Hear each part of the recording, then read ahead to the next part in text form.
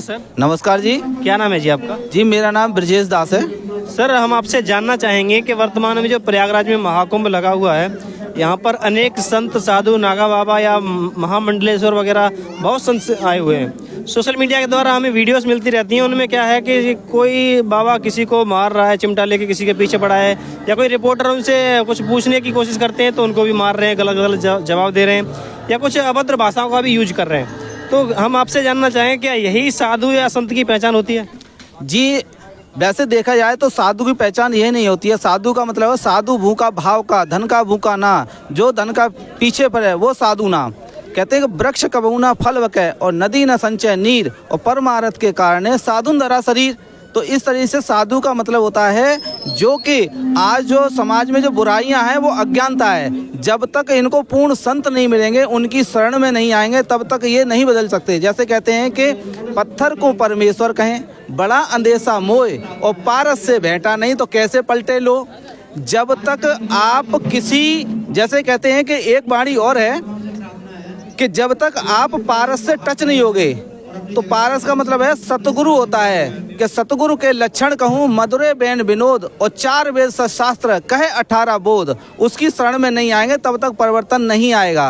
परिवर्तन जब ही आएगा जब या तो अपने सदग्रंथों से परिचित हों, जब हमारे अंदर ज्ञान होगा, जब ज्ञान होगा तब हमें परिवर्तन आएगा। तब हमें ये दिखाई देगा कि जो सामने वाला जो व्यक्ति है वो भी एक इंसान है, और इंसान के साथ में इस तरीका का जो वहाँ कुंभ में जो दुर्व्यवहार हो रहा है, लोग साधु संत वहाँ चीमटे से मार रहे हैं, और इस बुरी तरीके से हम वीडियो वायरल देखते हैं। स्त्रियों के साथ जो माताएं बहनें हैं उनके साथ में अभद्र तरीके से वहाँ व्यवहार किया जा रहा है। ये सारा अज्ञानता का कारण है। सर जैसा कि इसमें यह भी है कि जैसे इस प्रकार के व्यवहार से हमारी सनातन संस्कृति को भी मतलब ठेस पहुंचा रहे हैं, ये बदनाम करने का काम कर रहे हैं कहीं ना कहीं।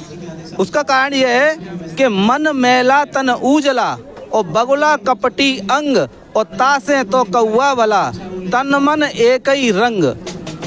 मन तो क्या है कि कहते कि कंठी माला सुमरनी पैरे से क्या होए, ऊपर डुंडा साधु का और अंदर जीनी खोए।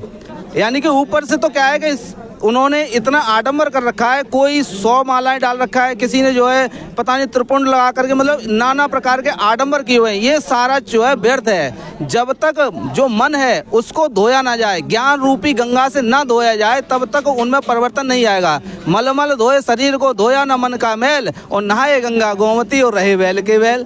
तो जब तक ज्ञान नहीं होगा तब तक ये अंधविश्वास वाले पाखंडी लोगों का ऐसे ही बोलबाला रहेगा। इसके लिए ज्ञान ही जरूरी है। सर आपके हिसाब से वह सच्चा संत जो समाज को सही दिशा दे सके वह कौन है? आज के दौर में देखा जाए तो सच्चा जो संत है वो सतगुरु रामपाल जी महाराज हैं। उसका जो वेदों में प्रमाण है, कहते सतगुरु के लक्षण कहूँ मधुरे बैन विनोद 4 वेद शास्त्र कहे 18 बोध। इतना ज्ञान होना चाहिए। जितने भी आज धरती पर जितने भी सदग्रंथ हैं, उन सदग्रंथों में जो प्रमाण दिया हुआ है उस सारा ज्ञान जिसके अंदर होता है। कहते हैं, जैसे कि मैं एक एग्जाम्पल देना चाहूँगा, जैसे कि हमने कक्षा 1 से और 8वीं क्लास तक पढ़ाई की तो हमारा टीचर अलग था।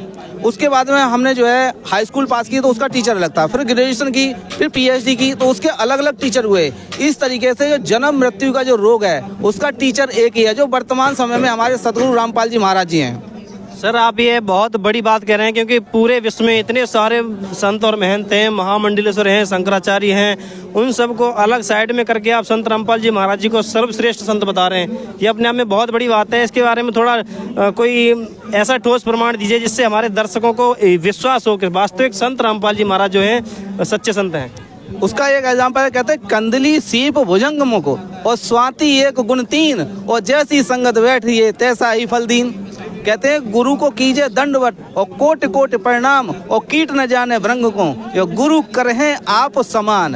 कहने का मतलब है एक भृंगी कीट होता है जिसे हमारे गांव में कहते हैं कि लखाड़ी। तो लखाड़ी क्या करती है, किसी भी अन्य जीव को लेके आती है और अपने बिल में उसको रख देती है, और अपनी आवाज से, जिसे कहते हैं भी भी भी की आवाज सुना कर वो अपना जैसा बना लेती है। तो सतगुरु सो जो आज टच हो गया, वो आज उनके जो लक्षण हैं आज वो उसके अंदर साक्षात दिखाई दे रहे हैं। आज सतगुरु रामपाल जी महाराज जी का कोई भी अनुयायी, आप किसी को भी आप 1000 रुपये दीजिए, 1 लाख रुपए दीजिए, ये बुराइयां उनसे करोड़ों दूर हैं। तम्बाकू, बीड़ी, नशा, भांग, तम्बाकू, दुराचार, ठगी, चोरी, ये जितने भी व्यसन है वो आज उस समाज से दूर हो रहे हैं। तो कुरीतियों से हम कहते हैं, अज्ञानता से कहते हैं कि